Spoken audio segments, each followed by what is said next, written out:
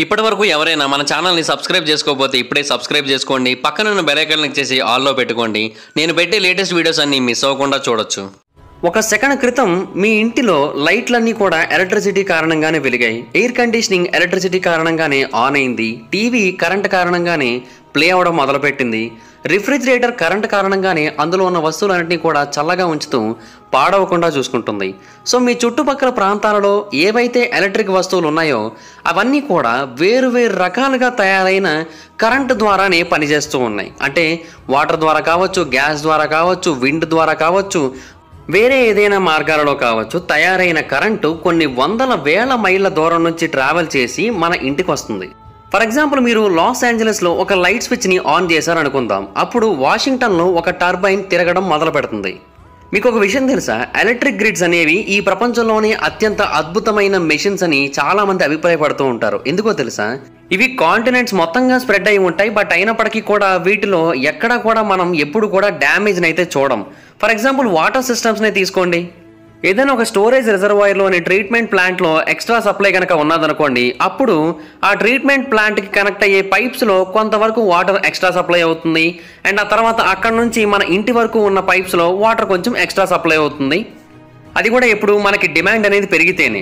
నార్మల్గా మనకి ఎక్కువగా డిమాండ్ అనేది పెరగదు. ఎప్పుడు కూడా ఒక లెవెల్ ఆఫ్ వాటర్ అనేది సరిపోతుంది మనకి.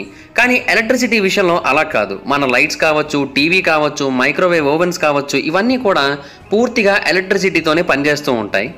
ఫర్ ఎగ్జాంపుల్, కొలరాడో స్టేట్నే తీసుకుందాం. ఇక్కడ గ్లెన్వుడ్ స్ప్రింగ్స్ అనే ఒక చిన్న టౌన్ ఉంటుంది. అండ్ దీంట్లో ఒక లైబ్రరీ ఉంటుంది. దాని పేరు గ్లెన్వుడ్ స్ప్రింగ్స్ పబ్లిక్ లైబ్రరీ. అయితే ఈ బిల్డింగ్లో కొన్ని లైట్స్ ఉంటాయి. ఈ లైట్స్ వెలగడం అనేది అంత ఈజీగా జరిగే ప్రక్రియ ఏమీ కాదు. ఇది చాలా అంటే చాలా కఠినమైన ప్రక్రియ. అండ్ అఫ్ కోర్స్ చాలా లెంతీ ప్రాసెస్ కూడా. సో ఒకసారి దాని గురించి తెలుసుకుందాం. మనం న్యాచురల్ ఫ్యూయల్స్ని కానీ లేదంటే న్యాచురల్ ఫినామినాన్ని కానీ డైరెక్ట్గా ఎలక్ట్రిక్ పవర్గా మార్చడంలో మనకి చాలా రకాల డిఫికల్టీస్ ఉంటాయి. ఎందుకు అంటే ఎలక్ట్రిసిటీ మనకి minute to minute, month to month అవసరం అవుతూ ఉంటుంది. సో దాని కారణంగా డిమాండ్ అనేది చాలా ఎక్కువగా ఉంటుంది. కాబట్టి కొన్నిసార్లు సప్లై అనేది మ్యాచ్ అవ్వకపోవచ్చు. ఫర్ ఎగ్జాంపుల్, యాన్యువల్ బేసిస్గా కనుక మనం చూసుకున్నట్టయితే మనకి ఏ టైమ్స్లో ఎక్కువగా కరెంట్ యూసేజ్ అనేది ఉంటుంది అంటే మ్యాక్సిమం మనకి మే మంత్లో ఎక్కువగా ఉంటుంది. ఎందుకంటే అప్పుడు సమ్మర్ హీట్ బాగా ఎక్కువగా ఉంటుంది. కాబట్టి ఆబ్వియస్లీ జూన్ మంత్లో కూడా మనకి ఎలక్ట్రిసిటీ యూసేజ్ చాలా ఎక్కువగా ఉంటుంది. ఎందుకంటే హీట్ అప్పటికి కూడా ఉంటుంది. కాబట్టి ఏసీస్ చాలా వరకు ఎక్కువగా రన్ అవుతూ ఉంటాయి ఆ టైంలో. సో దాని కారణంగా అప్పుడు చాలా ఎక్కువ మొత్తంలో ఎలక్ట్రిసిటీ అనేది అవసరం అవుతూ ఉంటుంది. అండ్ మీకు ఒక విషయం తెలుసా? సౌత్ ఇండియా సైడ్ వింటర్ టైంలో అంత ఎక్కువగా చల్లగా ఉండదు. అంటే మంచు మరీ విపరీతంగా కురవడం, అసలు మొత్తం ఇళ్ల మీద మంచు పేరుకుపోవడం, ఇలాంటి సంఘటనలు అయితే జరగవు. కానీ నార్త్ ఇండియాలో కావచ్చు, కొన్ని వెస్టర్న్ కంట్రీస్లో కావచ్చు, ఇలాగా చలికాలం వచ్చింది అంటే విపరీతంగా మంచు కురుస్తూ ఉంటుంది. సో ఆ టైంలో అక్కడ నివసిస్తున్న వాళ్ళందరూ కూడా హీటర్స్ ఉపయోగిస్తూ ఉంటారు. అదేంటంటే రూమ్ మొత్తాన్ని కూడా కొంచెం హీట్ చేస్తూ ఉంటుంది. అండ్ ఇన్ఫ్యాక్ట్ కొన్ని ఎయిర్ కండిషనర్స్లో హీటింగ్ ఫెసిలిటీస్ కూడా ఉంటాయి. సో దాన్ని ఉపయోగించి కూడా వాళ్ళు రూమ్ మొత్తాన్ని వేడిగా మార్చుకుంటూ ఉంటారు. సో ఆ టైంలో కూడా నార్త్ ఇండియాలో కావచ్చు, వెస్టర్న్ కంట్రీస్లో కావచ్చు, పవర్ యూసేజ్ అనేది చాలా ఎక్కువగా ఉంటుంది. సో ఇప్పుడు మనం వెస్టర్న్ కంట్రీస్లో డీటెయిల్స్ అన్ని ఫ్రెండ్స్, మీలో ఎవరైనా స్టాక్ మార్కెట్లో ఇన్వెస్ట్ చేయాలనుకుంటున్నారా? స్టాక్ మార్కెట్లో మనీని ఇన్వెస్ట్ చేస్తూ ఎక్స్ట్రా ఇన్కమ్ని సంపాదించాలనుకుంటున్నారా? అయితే మీకు ఖచ్చితంగా ఒక డీమాట్ అకౌంట్ కావాలి. డీమాట్ అకౌంట్ని ఇవ్వడానికి ఇండియాలో చాలా కంపెనీస్ ఉన్నాయి. But angel one and Upstox is the best companies. ఈ కంపెనీస్ యొక్క లింక్స్ని నేను కింద డిస్క్రిప్షన్లో ఇచ్చాను. వాటి మీద క్లిక్ చేసి మీరు ఇప్పుడే డీమాట్ అకౌంట్ ఓపెన్ చేసుకొని మీ స్టాక్ మార్కెట్ ఇన్వెస్ట్మెంట్ జర్నీని స్టార్ట్ చేయొచ్చు. రెండిట్లో మీరు డీమాట్ అకౌంట్ ఓపెన్ చేయడం కంప్లీట్గా ఫ్రీ. ఏంజిల్ వన్లో అయితే మీరు మీ ఫ్రెండ్స్ని రిఫర్ చేయడం ద్వారా కూడా మనీని ఎర్న్ చేయొచ్చు. స్టాక్ మార్కెట్లో లాసెస్ ఉంటాయి, ప్రాఫిట్స్ ఉంటాయి. సో స్టాక్ మార్కెట్ని డీప్గా స్టడీ చేసి, అనలైజ్ చేసి ఇన్వెస్ట్ చేసినట్టయితే మంచి ప్రాఫిట్స్ సంపాదించవచ్చు. ఇప్పుడే డీమాట్ అకౌంట్స్ని ఓపెన్ చేసుకోండి. బట్ పూర్తి స్థాయిలో స్టాక్ మార్కెట్ గురించి అవగాహన వచ్చిన తర్వాతే ఇన్వెస్ట్ చేయండి. లింక్స్ డిస్క్రిప్షన్లో ఉన్నాయి. వాటి మీద క్లిక్ చేసి అకౌంట్స్ ఓపెన్ చేసుకోండి. కూడా తెలుసుకుంటున్నాం కాబట్టి వాటికి జనవరిలో చాలా ఎక్కువగా ఉంటుంది. అలాగే మే, జూలై ఈ టైమింగ్స్లో కూడా చాలా ఎక్కువగా ఉంటుంది. అయితే ఇది మంత్ టు మంత్ డీటెయిల్స్. కానీ మనకి మినిట్ టు మినిట్ డీటెయిల్స్ కూడా అవసరం అవుతూ ఉంటాయి. అంటే ఫర్ ఎగ్జాంపుల్, మనలో చాలామంది 7 లేదంటే 6:30 లేదంటే 8 అనుకుందాం, ఈ టైం వరకు పడుకొని ఆ తర్వాత నిద్రలేస్తూ ఉంటారు. సో అప్పటి వరకు ఎలక్ట్రిసిటీ యూసేజ్ చాలా ఎక్కువగా ఉంటుంది. ఆ తర్వాత మనం రెడీ అవుతాం, ఆ తర్వాత మనం బయటకు వెళ్ళడానికి సిద్ధమవుతాం. కాబట్టి మళ్ళీ ఈవినింగ్ రిటర్న్ వచ్చేంత వరకు కూడా ఎలక్ట్రిసిటీ యూసేజ్ కొంచెం తక్కువ అవుతుంది. కానీ నైట్ అంతా కూడా చాలా ఎక్కువగా ఉంటుంది కదా. సో ఆ టైంలో చాలా పెద్ద మొత్తంలో ఎలక్ట్రిసిటీని సప్లై చేయాల్సి ఉంటుంది. ఈ రిక్వైర్మెంట్ ఏ దేశంలో అయినా సరే ఒకలాగే ఉంటుంది. సో ఆన్ అన్ యావరేజ్ సాయంత్రం 6 ఇంటికి రిటర్న్ అయిపోయారు ఉద్యోగాలు చేస్తున్న వాళ్ళు అనుకుందాం. వాళ్ళు అప్పటి నుంచి ఇంకా ఎలక్ట్రిసిటీని చాలా ఎక్కువగా వాడతారు. అంటే ఎయిర్ కండిషనింగ్స్ కావచ్చు, అప్లయన్సెస్ కావచ్చు, లైట్స్ కావచ్చు, ఫ్యాన్స్, టెలివిజన్స్ వీటన్నిటిని కూడా ఎక్కువగా వాడుతూ ఉంటారు ఆ టైం నుంచి. ఇంకేమైనా హాలిడేస్, స్పెషల్ ఈవెంట్స్ వచ్చాయంటే ఇంకా ఆ టైంలో చెప్పక్కర్లేదు ఎలక్ట్రిసిటీ యూసేజ్ ఎలా ఉంటుందో. సండే వచ్చిందంటే చెప్పక్కర్లేదు ఆ టైంలో ఎలక్ట్రిసిటీ యూసేజ్ ఎలా ఉంటుందో. సో ఆ టైంలో మనకి డిమాండ్ అనేది చాలా ఎక్కువగా ఉంటుంది అండ్ దానికి తగ్గట్టుగా మనకి సప్లై అవసరం అవుతూ ఉంటుంది. సో ఈ సప్లై అనేది డిమాండ్ని బట్టి మారుతూ ఉంటుంది. కానీ డిమాండ్ దేన్ని బట్టి మారుతూ ఉంటుంది? హవర్ని బట్టి, డేని బట్టి, సీజన్ని బట్టి, లొకేషన్ని బట్టి, ఇలాగే ఎన్నో రకాల ఫ్యాక్టర్స్ని బట్టి మారుతూ ఉంటుంది. సో అప్పటికప్పుడు మనం ఎటువంటి మార్పుల్ని చేయలేం కాబట్టి ముందుగానే మనం ఇమీడియట్గా ఆ డిమాండ్ని ఫుల్ఫిల్ చేయడానికి కావాల్సిన అన్నిటిని కూడా సిద్ధం చేసుకోవాల్సి ఉంటుంది. అలా సిద్ధం చేసుకునే ఫెసిలిటీస్ అంటే ఏంటి అంటే కరెంట్ని మనం ఎలా ప్రొడ్యూస్ చేస్తామో ఆ విధానాలు అనమాట. సో మనం ప్రొడ్యూస్ చేసే వాటిలో ఇమీడియట్గా మన డిమాండ్ని ఫుల్ఫిల్ చేసే వాటి లిస్ట్లో లోయెస్ట్ పొజిషన్లో ఉండేది ఏది అంటే న్యూక్లియర్ పవర్. ఎందుకో తెలుసా? న్యూక్లియర్ పవర్ స్టేషన్స్ అనేవి ఇమీడియట్గా టర్న్ ఆఫ్ చేసి ఇమీడియట్గా టర్న్ ఆన్ చేసే విధంగా డిజైన్ చేయబడలేదు. వాటిని కనుక మనం టర్న్ ఆఫ్ చేయాలన్నా టర్న్ ఆన్ చేయాలన్నా చాలా టైం తీసుకుంటుంది, ఆల్మోస్ట్ ఒక రోజు తినేస్తుంది. సో అందుకని వాటిని చాలా రేర్ టైమ్స్లో మాత్రమే క్లోజ్ చేస్తారు. మ్యాక్సిమం వాటిని కంటిన్యూస్గా ఆపరేట్ చేయడానికి ట్రై చేస్తూ ఉంటారు. ఇవి చూడడానికి అయితే చాలా భారీగా కనిపిస్తూ ఉంటాయి అండ్ వాటి యొక్క కన్స్ట్రక్షన్కి అయ్యే ఖర్చు కూడా చాలా ఎక్కువ. కానీ వీటిని మెయింటైన్ చేయడానికి అయ్యే ఖర్చు చాలా అంటే చాలా ఎక్కువ. సో అందుకని ఎప్పుడో కొన్ని మెయింటెనెన్స్ టైముల్లో తప్ప వీటిని అసలు ఏమాత్రం ఆపడానికి ఇష్టపడరు. సో దీని కారణంగా ఇవి స్టేబుల్ పవర్ సప్లైని మనకు అందిస్తాయి, 24/7 అందిస్తాయి. కాకపోతే మనకి ఎప్పుడైనా డిమాండ్ ఎక్కువ ఉందనుకోండి ఆ టైంలో ఇవి మనకి ఎక్కువగా అందించలేవు. కొన్ని స్టేట్స్లో న్యూక్లియర్ పవర్ ప్లాంట్స్ ఉంటాయి. ఒకవేళ అవి లేకపోయినట్టయితే ఆ తర్వాత ఉండే ఆప్షన్ ఏంటి అంటే coal based power plants. So already మనం కొలరాడో గురించి మాట్లాడుకుంటున్నాం కాబట్టి దాంట్లో ఎటువంటి న్యూక్లియర్ పవర్ ప్లాంట్స్ లేవు. సో అందుకని అందులో ఉన్న కోల్ బేస్డ్ పవర్ ప్లాంట్స్ గురించి మాట్లాడుకుందాం. అందులో 6 కోల్ పవర్ స్టేషన్స్ ఉన్నాయి. సేమ్ న్యూక్లియర్ లాగే ఈ కోల్ పవర్ ప్లాంట్స్ కూడా అంత ఈజీగా ఫైర్ అప్ అవ్వవు. సో అవి కూడా కొంత సమయం తీసుకుంటాయి టెంపరేచర్ని గెయిన్ చేసుకోవడానికి. సో వీటిని కూడా ఎప్పుడు కావాలంటే అప్పుడు ఇమీడియట్గా పనిచేసే విధంగా, ఇమీడియట్గా ప్రొడక్షన్ని పెంచే విధంగా దీన్ని కూడా మనం డిసైడ్ చేసుకోలేము. సో అందుకనే ఈ కోల్ని, న్యూక్లియర్ని ఈ రెండింటిని కూడా బేస్ లోడ్ ఏదైతే ఉంటుందో దాన్ని ఫుల్ఫిల్ చేయడానికి ఉపయోగిస్తూ ఉంటారు. వీటి యొక్క కంటిన్యూస్ ప్రొడక్షన్ కారణంగా మనకి ఒక రోజులో మినిమం డిమాండ్ ఎంత ఉంటుందో ఆ మినిమం అమౌంట్ ఆఫ్ పవర్ మొత్తాన్ని కూడా ఇవి సప్లై చేస్తూ ఉంటాయి. కానీ డిమాండ్ బాగా పెరిగినప్పుడు ఎక్కువగా పవర్ని మనం సప్లై చేయాలి అంటే ఇమీడియట్గా మనం స్టార్ట్ చేసుకొని ఇమీడియట్గా స్టాప్ చేసుకుని మనకు కావాల్సి ఉంటుంది. అలా జరిగితేనే ఎండాకాలంలో విపరీతంగా పెరిగిపోయే ఏసీల యొక్క వాడకానికి తగ్గట్టుగా మనం పవర్ని సప్లై చేయగలుగుతూ ఉంటాం, లేదంటే చేయలేము. అయితే ఈ వర్క్ని ఎక్కువగా ఫుల్ఫిల్ చేసేది ఏంటి అంటే న్యాచురల్ గ్యాస్ ఫైర్డ్ ప్లాంట్స్. కొలరాడోలో సుమారుగా 25 ఉన్నాయి అండ్ వీటిలో 13 స్టేషన్స్ సింపుల్గా ఉండే సైకిల్ కంబషన్ టర్బైన్ ఉపయోగించి పవర్ని జనరేట్ చేస్తూ ఉంటాయి. అంటే న్యాచురల్ గ్యాస్ని ఎలక్ట్రిసిటీ కింద కన్వర్ట్ చేయడానికి ఉన్న సింపుల్ మార్గాలలో ఇది ఒకటి. అంటే ఒక జెట్ ఇంజిన్ లాగే అని చెప్పుకోవచ్చు. దాంట్లో కూడా అంతే, టర్బైన్ని టర్న్ చేయడం కోసం ఫ్యూయల్ని ఉపయోగిస్తారు అండ్ ఈ టర్బైన్ తిరుగుతున్నప్పుడు దాంతో పాటుగా అది జనరేటర్ని కూడా తిప్పుతూ ఉంటుంది. సో అప్పుడు ఎలక్ట్రిసిటీ అనేది ప్రొడ్యూస్ అవుతూ ఉంటుంది.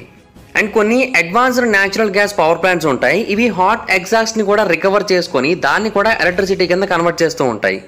కాకపోతే ఏంటంటే దీని యొక్క స్టార్ట్అప్ ప్రాసెస్ అనేది కొంచెం టైం తీసుకుంటుంది. సో అందుకని సింపుల్ సైకిల్ స్టేషన్స్ని ఎక్కువగా ఉపయోగిస్తూ ఉంటారు, ఎందుకంటే ఇక్కడ స్పీడ్ అనేది చాలా ముఖ్యమైన ఫ్యాక్టర్ కాబట్టి. చాలా వరకు ఈ న్యాచురల్ గ్యాస్ పవర్ ప్లాంట్స్ అనేవి 15 నిమిషాల్లోనే పూర్తి పవర్కి అయితే చేరుకుంటాయి. సో అందువలన ఇవి ఎఫెక్టివ్ టూల్స్ అని చెప్పుకోవచ్చు బాగా డిమాండ్లో ఉన్న పవర్ని సప్లై చేయడానికి. అయితే న్యూక్లియర్, కోల్, న్యాచురల్ గ్యాస్ ఇవన్నీ కూడా ఎలక్ట్రిసిటీని జనరేట్ చేయడానికి ఉన్న కామన్ మెథడ్స్. కానీ రీసెంట్ కాలంలో మనం బాగా అబ్జర్వ్ చేసినట్టయితే రెన్యూవబుల్ ఎనర్జీ సోర్సెస్ కూడా చాలా వరకు పెరిగిపోయాయి అండ్ దీనికి సంబంధించి ఎన్నో కంపెనీలు కూడా ముందుకు వస్తూ ఉన్నాయి. వీటి మీద కూడా చాలా పెద్ద మొత్తంలో పెట్టుబడులు పెడుతూ ఉన్నాయి అండ్ ఇవి బేస్ లోడ్కి సపోర్ట్ చేస్తూ ఉన్నాయి, అలాగే పీకర్ ప్లాంట్స్కి కూడా సపోర్ట్ చేస్తూ ఉన్నాయి. అవే విండ్ మరియు సోలార్ జనరేటింగ్ స్టేషన్స్. ఇవి కూడా పవర్ని జనరేట్ చేయగలుగుతూ ఉంటాయి అండ్ ఇవి జనరేట్ చేసే పవర్ కూడా చాలా అంటే చాలా ఫ్రీ అని చెప్పుకోవాలి. ఎందుకు అంటే వీటిని వన్స్ మనం ఇన్స్టాల్ చేసాము అంటే ఆ తర్వాత వీటి కోసం మనం సెపరేట్గా ఏం ఖర్చు పెట్టాల్సిన అవసరం ఉండదు. ఆటోమేటిక్గా ఆ సోలార్ ప్యానల్స్ నుంచి అయినా ఆ విండ్ టర్బైన్స్ నుంచి అయినా పవర్ అనేది జనరేట్ అయిపోతుంది. కానీ న్యాచురల్ గ్యాస్ ఫైర్ ప్లాంట్స్తో అలా కాదు. వీటిని ఇన్స్టాల్ చేయడం ఒక లెక్క అయితే తర్వాత వీటిని మెయింటైన్ చేయడం మరొక లెక్క. ఎందుకు అంటే దీంట్లో గ్యాస్ ఏదైతే ఉపయోగించబడుతూ ఉంటుందో అది చాలా అంటే చాలా కాస్ట్లీగా ఉంటుంది. సో అందుకనే ఈ సోలార్ పవర్, విండ్ పవర్ ఈ రెండు కూడా ఇప్పుడు ప్రస్తుతం ఎనర్జీ విషయంలో చాలా ఇంపార్టెంట్ రోల్ని ప్లే చేస్తూ ఉన్నాయి. అండ్ నిజానికి ఇవే చాలా ఫాస్ట్గా మనకి పవర్ను సప్లై చేయగలుగుతూ ఉంటాయి పీక్ స్టేజెస్లో. అండ్ బాగా ఎండ కాస్తున్నప్పుడు సోలార్ ఎనర్జీ, బాగా గాలులు వీస్తున్నప్పుడు విండ్ ఎనర్జీ, ఇవి మనకి పీక్ స్టేజ్లో సప్లై చేస్తూ ఉంటాయి ఎలక్ట్రిసిటీని. విపరీతంగా మబ్బులు పట్టేస్తున్నప్పుడు, సూర్యుడు లేనప్పుడు, గాలులు లేనప్పుడు వీటి నుంచి కొంత ఎనర్జీ అనేది తగ్గుతూ ఉంటుంది. కాబట్టి ఆ టైంలో బేస్ లోడ్ సోర్సెస్కి వీటి నుంచి పవర్ సప్లై అనేది తగ్గుతూ ఉంటుంది. కాబట్టి ఆ టైంలో బేస్ లోడ్ని సప్లై చేసే ఏవైతే ఉన్నాయో అంటే న్యూక్లియర్, కోల్, ఇవి పూర్తి స్థాయిలో ఆపరేట్ చేయాల్సి ఉంటుంది. న్యాచురల్ గ్యాస్ను కూడా పూర్తి స్థాయిలో ఆపరేట్ చేయాల్సి ఉంటుంది. కానీ సోలార్ అలాగే విండ్ పవర్ ఈ రెండు కూడా ప్రస్తుతం ఎలక్ట్రిసిటీలో చాలా అంటే చాలా చీప్ సోర్సెస్గా మారిపోయాయి. కానీ ఇవి పూర్తిగా న్యాచురల్ ఫెనోమెనా మీద ఎక్కువగా డిపెండ్ అయి ఉంటాయి. అంటే ఆ రోజు వెదర్ పరిస్థితుల్ని బట్టి మనకి జనరేట్ అయ్యే ఎలక్ట్రిసిటీ అనేది కూడా ఉంటుంది. సో దాని కారణంగా కొన్నిసార్లు మనం ఎక్స్పెక్ట్ చేసినంత సప్లైని ఇవి చేయలేకపోతూ ఉంటాయి. సో అదొక ప్రాబ్లం ఉంటుంది వీటితో. సో అందుకని వీటి యొక్క ఎలక్ట్రిక్ గ్రిడ్స్ని కొంచెం మార్చి ఇవి మినిట్ టు మినిట్ ఎలక్ట్రిసిటీని సప్లై చేసే విధంగా కాకుండా వాటికి వీలైనంత మాత్రమే సప్లై చేసే విధంగా మార్చడం జరిగింది. అయితే దీనికోసం వాళ్ళు ఏం చేశారు అంటే ఎలక్ట్రిసిటీని స్టోర్ చేస్తూ ఉన్నారు. కానీ ఎలక్ట్రిసిటీని స్టోర్ చేయడం కూడా అంత ఈజీ ప్రాసెస్ ఏమీ కాదు. 2020 లెక్కల ప్రకారంగా చూసుకుంటే ఒక సగటు భారతీయుడి ఇంట్లో ఒక రోజుకి 5.7 కిలోవాట్ హవర్స్ ఆఫ్ ఎలక్ట్రిసిటీని వాడుతున్నారు. అదే అమెరికాలో చూసుకుంటే ఒక రోజుకి 30 కిలోవాట్ హవర్స్ ఆఫ్ ఎలక్ట్రిసిటీని వాడుతూ ఉంటారు. లిథియం అయాన్ బ్యాటరీస్ ప్రతి కిలోవాట్ హవర్కి కూడా సుమారుగా $130 ఛార్జ్ చేస్తూ ఉంటాయి. సో దాని కారణంగా ఒక సగటు అమెరికన్ తనకి అవసరమయ్యే 30 కిలోవాట్ల ఎనర్జీని కూడా స్టోర్ చేసుకోవాలంటే $3,900 ఖర్చు పెట్టి బ్యాటరీస్ని కొనుగోలు చేయాల్సి ఉంటుంది. అండ్ ఇంకొకటి ఏంటంటే మళ్ళీ ట్యాక్స్లు ఎక్స్ట్రా, ఇన్ఫ్రాస్ట్రక్చర్ ఇన్స్టాలేషన్కి మళ్ళీ ఎక్కువగానే ఖర్చు అవుతూ ఉంటుంది. సో అమెరికన్స్ అంత పే చేయడం అనేది చాలా కష్టంతో కూడుకున్న పని. అయితే కొలరాడోలో 4 బ్యాటరీ ఎలక్ట్రిక్ స్టోరేజ్ సిస్టమ్స్ ఉన్నాయి. కాకపోతే ఇవి మరీ అంత పెద్దవి కాదు, మరీ అంత చిన్నవి కాదు, యావరేజ్గా పవర్ స్టోర్ చేస్తూ ఉంటాయి. వీటన్నిటిలోకెల్లా అతిపెద్దది పవర్ ఫోర్ట్ క్యార్సన్. ఇది ఒక యుఎస్ ఆర్మీకి చెందిన బేస్. ఇది కొలరాడో స్ప్రింగ్స్కి దగ్గరలో ఉంటుంది. అండ్ ఇక్కడ ఒకసారి 8.5 మెగావాట్ బ్యాటరీని మనం ఛార్జ్ చేయొచ్చు. అండ్ ఎలక్ట్రిసిటీ యొక్క డిమాండ్ బాగా ఎక్కువగా ఉన్న టైంలో ఆ ఎలక్ట్రిసిటీని మనం వాడుకోవచ్చు. మొదట్లో చాలామంది దీన్ని ఇన్స్టాల్ చేయడం వల్ల మనకి లాభాల కంటే నష్టాలు ఎక్కువగా ఉంటాయని చెప్పారు. కానీ ఆ తర్వాత దీని యొక్క ఉపయోగాలు ఏంటో తెలిసిన తర్వాత, కేవలం 13 ఏళ్లలోనే దీని మీద పెట్టిన పెట్టుబడి వెనక్కి వచ్చేస్తుందని తెలిసిన తర్వాత, దీని యొక్క లైఫ్ టైంలో అమెరికన్ ఆర్మీ వాళ్ళు వాళ్ళ యొక్క ఎలక్ట్రిసిటీ ఖర్చులో ఎంతైతే ఖర్చు పెడతారో ఆ ఖర్చులో సగం వరకు ఇది తగ్గిస్తూ ఉంటుందని అయితే అర్థమైంది. సో అప్పుడు ఇది చాలా బాగా పనిచేస్తుంది, ఫైనాన్షియల్గా కూడా ఇది బెటర్ డెసిషన్ అనే కన్ఫర్మేషన్కి వాళ్ళు రావడం జరిగింది. కానీ ఇదంతా కూడా ఒక దశాబ్దం వరకు మాత్రమే పనిచేయగలుగుతుంది. వీళ్ళు అంతకంటే ఎక్కువ కాలం పాటు భవిష్యత్తు కోసం స్టోర్ చేయలేరు. గ్రిడ్ వైడ్గా చూసుకుంటే ఇది ప్రాక్టికల్గా వర్కౌట్ అవ్వదు. అండ్ అట్లీస్ట్ ప్రస్తుతానికి వర్కౌట్ కాదు, ఎందుకంటే దానికి సంబంధించిన టెక్నాలజీ మన దగ్గర లేదు. అండ్ బ్యాటరీ కెపాసిటీ ప్రొడక్షన్ పరంగా చూసుకున్నప్పటికీ కూడా ఇది రైట్ డెసిషన్ కాదు. ఎందుకు అంటే దాన్ని మనం ఫ్యూచర్లో ఎక్కువ కాలం పాటు వినియోగించుకోలేం. సో అందుకని ఇది అంత వర్తీ డెసిషన్ అయితే కాదు. కానీ భవిష్యత్తులో ఎంతోమంది ప్రజలు చాలా పెద్ద మొత్తంలో ఎలక్ట్రిసిటీ యొక్క వినియోగాన్ని పెంచబోతున్నారు. అది అమెరికా కావచ్చు, ఇండియా కావచ్చు, ఎక్కడైనా సరే ఎలక్ట్రిసిటీ యొక్క వినియోగం బాగా పెరుగుతుంది. సో అందుకని అమెరికాలో చాలామంది మ్యాసివ్ బ్యాటరీ ప్యాక్స్ని కొనుగోలు చేస్తున్నారు. కొన్ని స్టడీస్ మనకి ఏమని తెలియజేస్తూ ఉన్నాయంటే 2030 నాటికి అమెరికాలో ప్రతి 3 కార్లలో ఒక కారు కంప్లీట్గా ఎలక్ట్రిక్ కారుగా మారబోతుంది. సో అప్పుడు డెఫినెట్గా వాళ్ళందరికీ కూడా ఎలక్ట్రిసిటీ యొక్క అవసరం చాలా ఎక్కువగా ఉంటుంది, ఎందుకంటే వాళ్ళందరూ కూడా ఛార్జింగ్ పెట్టుకోవాలి కాబట్టి. అయితే ఈ టైంలో ప్రజలు కార్లలోనే బ్యాటరీ ప్యాక్ని కలిగి ఉన్న వెహికల్స్ని కొనుగోలు చేస్తున్నారు. ఫర్ ఎగ్జాంపుల్ రివియాన్ R1T అని ఒక వెహికల్ ఉంది. దీంట్లో 135 కిలోవాట్ అవర్ బ్యాటరీ ప్యాక్ ఉంది. అంటే థియరిటికల్గా చెప్పాలంటే దీంట్లో ఉన్న పవర్ని మనం ఒక యావరేజ్ అమెరికన్ ఇంటికి 4.5 రోజుల పాటు సప్లై చేయొచ్చు. అదే ఇండియాలో వాళ్ళకైతే 25 డేస్ వరకు పవర్ని సప్లై చేయొచ్చు. అయితే సాధారణంగా ఈవీలన్నీ కూడా ఎలక్ట్రిసిటీని తీసుకుంటూ ఉంటాయి. కానీ ఈ మధ్యకాలంలో టెక్నాలజీ బాగా డెవలప్ అయింది. ఈ ఈవీలు టెక్నాలజీని రివర్స్ ఇంజనీరింగ్ విధానాన్ని కూడా ఉపయోగించడం జరిగింది. అంటే కేవలం ఎలక్ట్రిసిటీని తీసుకోవడం మాత్రమే కాకుండా మళ్ళీ అవసరమైతే ఎలక్ట్రిసిటీని తిరిగి ఇస్తూ ఉన్నాయి కూడా. అంటే ఒకవేళ మనం డే టైంలో ఈ ఈవీని ఫుల్గా ఛార్జ్ చేసి ఉంచామనుకుందాం, నైట్ టైం మనకి పవర్ కట్ వచ్చింది, అప్పుడు మనం మన దాంట్లో ఉన్న పవర్ని మన ఇంటికి వినియోగించుకోవచ్చు. లేదు అంటే మళ్ళీ ఆ పవర్ని తీసుకొని వెళ్ళి గ్రిడ్కి సప్లై చేసేయచ్చు రివర్స్లో. సో అలాగా రివర్స్లో సప్లై చేస్తున్నప్పుడు యూటిలిటీ కంపెనీ వాళ్ళు కొంత అమౌంట్ని కాంపెన్సేట్ చేస్తూ ఉంటారు కూడా వెహికల్ ఓనర్స్కి. సో దీని కారణంగా కూడా చాలామంది ముందుకు వచ్చే అవకాశాలు అయితే ఉంటాయి. సో ప్రపంచవ్యాప్తంగా ఇప్పుడు ఈ టెక్నాలజీ అనేది బాగా పెరుగుతూ వస్తుంది. అండ్ దీని మీద ఎక్కువగా ఫోకస్ పెడుతూ ఉన్నారు కూడా ప్రస్తుతానికి. అయితే కొలరాడోలో ఉన్న అతిపెద్ద current battery electric storage system అనేది ద ఫోర్ట్ క్యార్సన్ అండ్ దీంట్లో 8.5 మెగావాట్ల కెపాసిటీ అయితే ఉంది. అయితే అదే స్టేట్లో ఇంకొక ప్రాంతం ఉంది. ఆ ప్రాంతంలో ఒక వేరే రకమైన బ్యాటరీ ఉంది. ఈ బ్యాటరీ ఒకేసారి 10,000 ఇళ్లకి పవర్ని సప్లై చేయగలుగుతూ ఉంటుంది. అది చూడడానికి కూడా చాలా డిఫరెంట్గా కనిపిస్తూ ఉంటుంది. దీని గురించి చెప్పుకోవాలంటే ఫస్ట్ ఆఫ్ ఆల్ మనం వాటర్ గురించి తెలుసుకోవాల్సి ఉంటుంది. వాటర్ అనేది ఎనర్జీని క్రియేట్ చేయడానికి ఉపయోగించే అత్యంత పురాతనమైన మెథడ్స్లో ఒకటి. అండ్ ఇప్పటికీ కూడా దీన్ని ఎలక్ట్రిసిటీని క్రియేట్ చేయడానికి ఉపయోగిస్తూ ఉన్నారు. అండ్ ఎలక్ట్రిసిటీ యొక్క బెస్ట్ సోర్సెస్లో వాటర్ కూడా ఒకటి.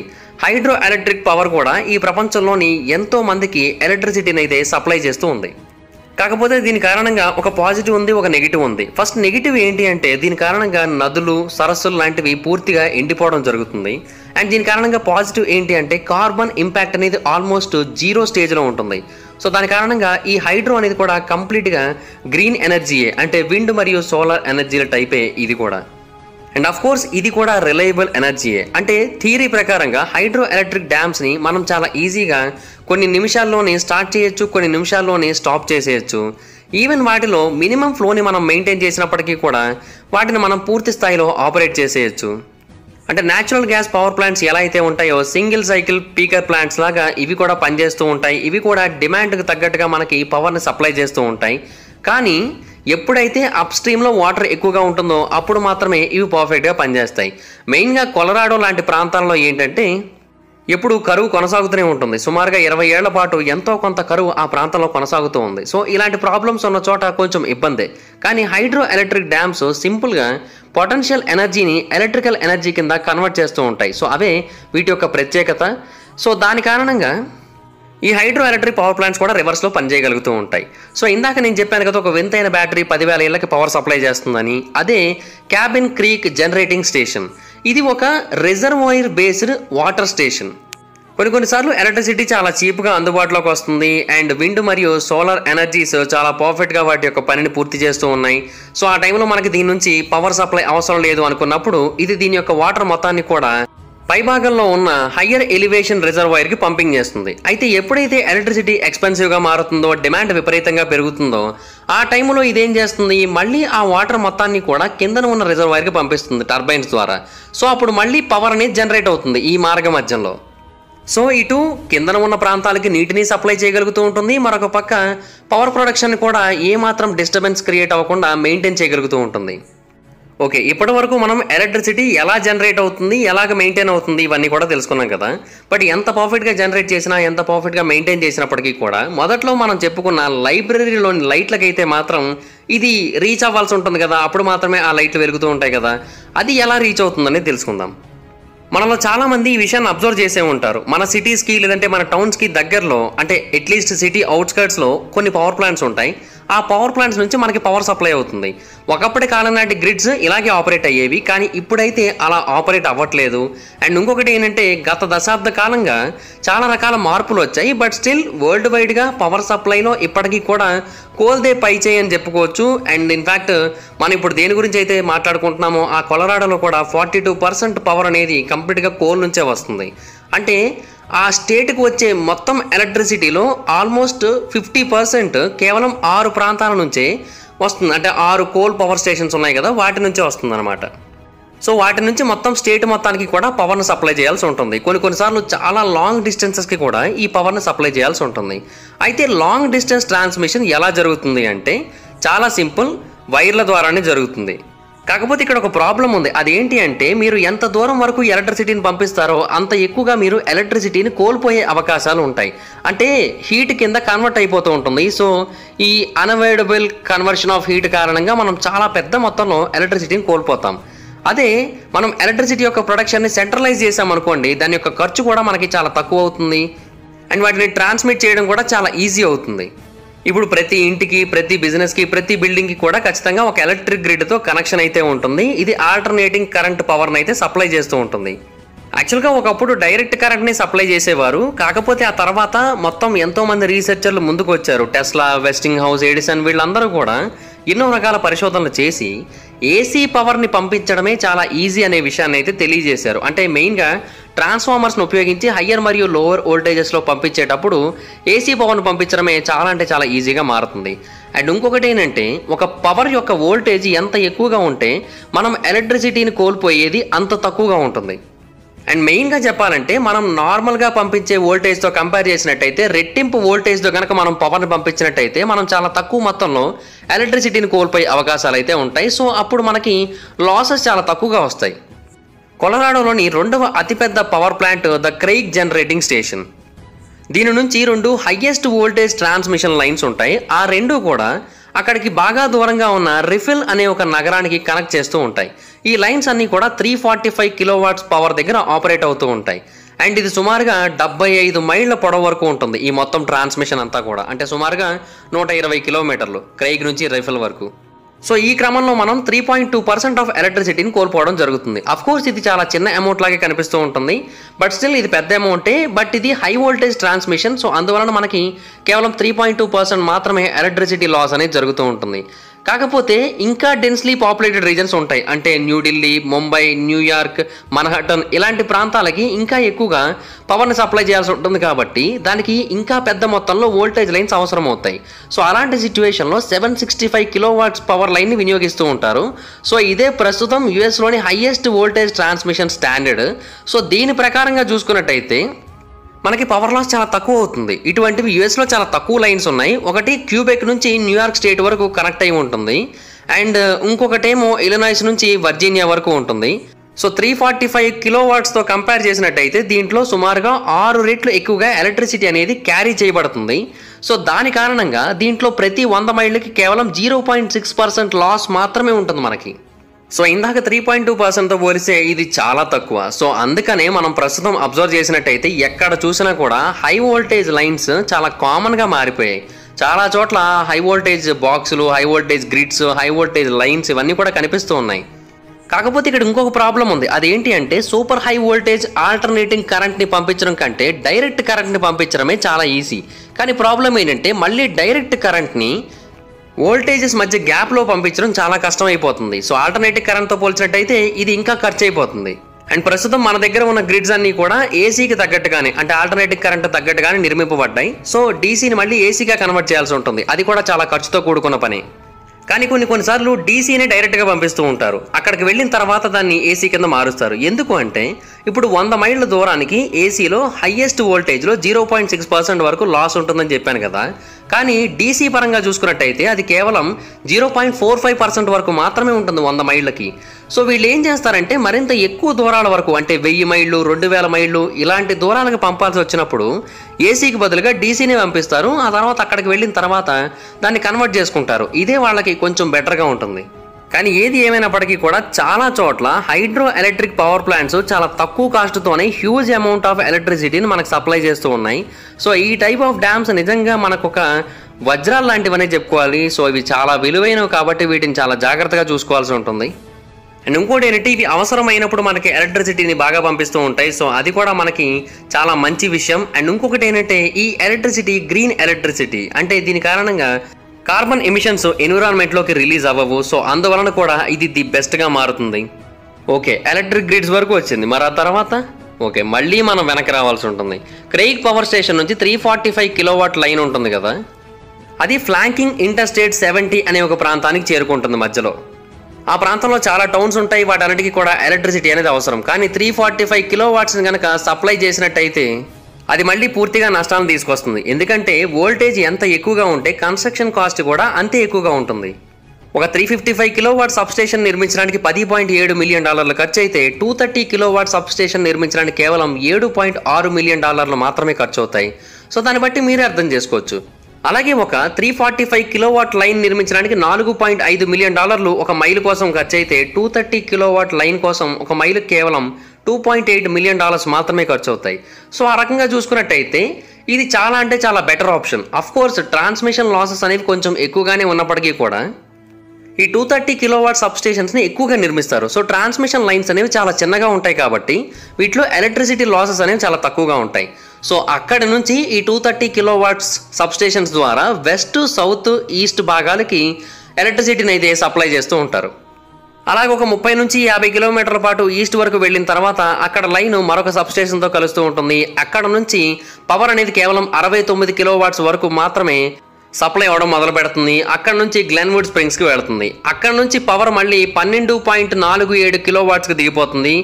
అక్కడ ఒక చిన్న సబ్స్టేషన్ ఉంటుంది, అది ఆ పవర్ని అలా కన్వర్ట్ చేస్తుంది. అక్కడ నుంచి ఫైనల్ ట్రాన్స్ఫార్మర్కి వెళుతుంది. ఆ ఫైనల్ ట్రాన్స్ఫార్మర్ ఈ 12.47 కిలోవాట్స్ వోల్టేజ్ కరెంట్ని 120, 240, 480 వోల్ట్స్ కింద డివైడ్ చేసి సప్లై చేస్తుంది. ఎందుకంటే యూఎస్లోని బిల్డింగ్స్ అన్నిటికీ కూడా ఆల్మోస్ట్ ఇవే టైప్ ఆఫ్ వోల్టేజెస్ వినియోగించబడుతూ ఉంటాయి. ఇండియాలో అయితే ఇది స్టాండర్డ్గా 230 వోల్ట్స్ వరకు ఉంటుంది. And most of the electric appliances కావచ్చు, ఇంట్లో ఉన్న హౌస్ హోల్డ్ థింగ్స్ కావచ్చు, ఇవన్నీ కూడా దీన్నే వాడుతూ ఉంటాయి. సో ఇండియాలో అయితే ఇలా సప్లై అవుతుంది. సో అక్కడ నుంచి కొలరాడోలోని గ్లెన్వుడ్ స్ప్రింగ్స్లోని పబ్లిక్ లైబ్రరీకి పవర్ అనేది సప్లై అవుతుంది. సో అలాగా అందులో ఉన్న లైట్లు అనేవి వెలుగుతాయి. సో ఇది కంప్లీట్ ప్రాసెస్. ఎలక్ట్రిసిటీ అనేది ఎక్కడో ఎలాగో జనరేట్ అయ్యి అక్కడ నుంచి వేరు వేరు రకాలుగా ట్రాన్స్ఫర్ అయ్యి ఆ తర్వాత ఫైనల్గా మన ఇళ్ళకి, మన ఆఫీసులకి, మనం ఉండే వేరు వేరు ప్రాంతాలకి, అంటే షాపింగ్ మాల్స్ కావచ్చు, థియేటర్స్ కావచ్చు, ఇలాంటి వాటన్నిటికీ కూడా ట్రాన్స్ఫర్ అవుతూ ఉంటుంది. ఇండియా అయినా, అమెరికా అయినా, యూకే అయినా, ఆస్ట్రేలియా అయినా, ఏదైనప్పటికీ కూడా ఇలాగే ఉంటుంది ప్రాసెస్. కొన్ని వోల్టేజెస్లో డిఫరెన్స్ ఉంటుంది, ట్రాన్స్మిషన్స్లో, ఎక్విప్మెంట్స్ యొక్క ఇన్స్టలేషన్ ఖర్చుల్లో డిఫరెన్స్ ఉంటుంది తప్ప మిగతాదంతా కూడా సేమ్ టు సేమ్. సో చూసారు కదా, ఇంత ప్రాసెస్ జరిగితే కానీ ఎలక్ట్రిసిటీ మన వరకు రీచ్ అవ్వదు. సో చాలా అంటే చాలా టఫ్ ప్రాసెస్. ఈ వీడియో కనుక మీకు నచ్చినట్టయితే లైక్ చేయండి, ఈ వీడియోని షేర్ చేయండి, మన ఛానల్ని సబ్స్క్రైబ్ చేసుకోండి. అలాగే పక్కనే ఉన్న బెల్ ఐకాన్ క్లిక్ చేయండి. ఈ వీడియోని షేర్ చేయడం మాత్రం మర్చిపోతుంది. ఇక్కడ షేర్ చేస్తేనే వీడియో గురించి మా ఛానల్ గురించి అంత తెలుస్తుంది. ఒకవేళ మీరు నన్ను డైరెక్ట్గా ఫాలో అవ్వాలనుకుంటే నా ఇన్స్టాగ్రామ్ ఐడి యొక్క లింక్ కింద డిస్క్రిప్షన్లో ఉంటుంది. దాని మీద క్లిక్ చేసి మీరు నన్ను ఫాలో అవ్వచ్చు. Thank you guys, bye bye. Friends, మీలో ఎవరైనా స్టాక్ మార్కెట్లో ఇన్వెస్ట్ చేయాలనుకుంటున్నారా? స్టాక్ మార్కెట్లో మనీని ఇన్వెస్ట్ చేస్తూ ఎక్స్ట్రా ఇన్కమ్ని సంపాదించాలనుకుంటున్నారా? అయితే మీకు ఖచ్చితంగా ఒక డీమాట్ అకౌంట్ కావాలి. డీమాట్ అకౌంట్ని ఇవ్వడానికి ఇండియాలో చాలా కంపెనీస్ ఉన్నాయి, but angel one and Upstox is the best companies. ఈ కంపెనీస్ యొక్క లింక్స్ని నేను కింద డిస్క్రిప్షన్లో ఇచ్చాను. వాటి మీద క్లిక్ చేసి మీరు ఇప్పుడే డీమాట్ అకౌంట్ ఓపెన్ చేసుకొని మీ స్టాక్ మార్కెట్ ఇన్వెస్ట్మెంట్ జర్నీని స్టార్ట్ చేయొచ్చు. రెండిట్లో మీరు డీమాట్ అకౌంట్ ఓపెన్ చేయడం కంప్లీట్గా ఫ్రీ. ఏంజిల్ వన్లో అయితే మీరు మీ ఫ్రెండ్స్ని రిఫర్ చేయడం ద్వారా కూడా మనీని ఎర్న్ చేయొచ్చు. స్టాక్ మార్కెట్లో లాసెస్ ఉంటాయి, ప్రాఫిట్స్ ఉంటాయి. సో స్టాక్ మార్కెట్ని డీప్గా స్టడీ చేసి, అనలైజ్ చేసి ఇన్వెస్ట్ చేసినట్టయితే మంచి ప్రాఫిట్స్ని సంపాదించవచ్చు. ఇప్పుడే డీమాట్ అకౌంట్స్ని ఓపెన్ చేసుకోండి, బట్ పూర్తి స్థాయిలో స్టాక్ మార్కెట్ గురించి అవగాహన వచ్చిన తర్వాతే ఇన్వెస్ట్ చేయండి. లింక్స్ డిస్క్రిప్షన్లో ఉన్నాయి, వాటి మీద క్లిక్ చేసి అకౌంట్స్ ఓపెన్ చేసుకోండి.